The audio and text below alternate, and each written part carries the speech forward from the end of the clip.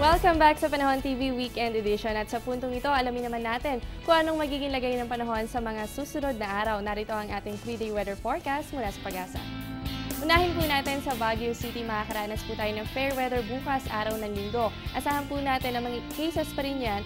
Asahan po natin na sa susunod na 3 araw ay makakaranas po tayo ng maulap na kalangitan at yan po ay may mataas na tsansa ng mga pag-ulan at pagkit at pagkulog. Dito naman sa atin sa Metro Manila, asahan po natin na bukas fair weather nga asahan natin araw ng linggo, pero pagdating po ng Monday and Tuesday, mataas po ang tsansa na makaranas tayo ng mga pag-ulan. Kaya sa mga kababayan po natin, huwag natin kakalimutan ang pagdadala ng payong, lalo na sa mga papasok sa eskwelahan. At para naman sa Queen City of the South, Metro Cebu, asahan po natin na sa susunod na 3 araw ay makakaranas tayo ng fair weather. May mga isolated cases pa rin po yan ng rain showers or thunderstorms kahit na sa umaga dahil nga po nalalapit na tayo sa panahon ng tag-ulan.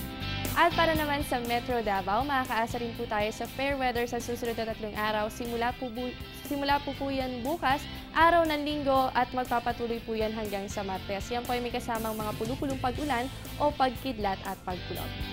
At lastly natin para sa Zamboanga City, ganun din po, sa susunod na 3 araw ay makakaranas tayo ng fair weather. May kasama pa rin po yung mga pulupulong pag-ulan o pagkidlat at pagkulog. At kung napapansin nyo nga po, nadadalas na yung mga pagkidlat at pagkulog natin dahil nga po tayo ay nalalapit na sa onset ng tag-ulan at tayo po ay nasa transition period na kung saan yung wind pattern natin ay nagbabago na. At asahan po natin na by next week ay maaari na nga pong umiral itong tinatawag natin na southwest monsoon o yung hanging habagat.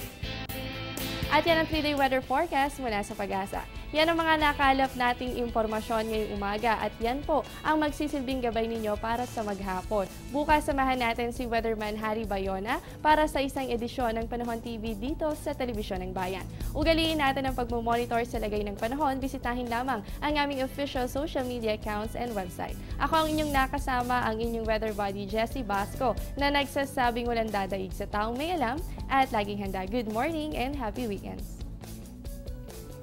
Ang programang ito ay hatid sa inyo ng Air 21.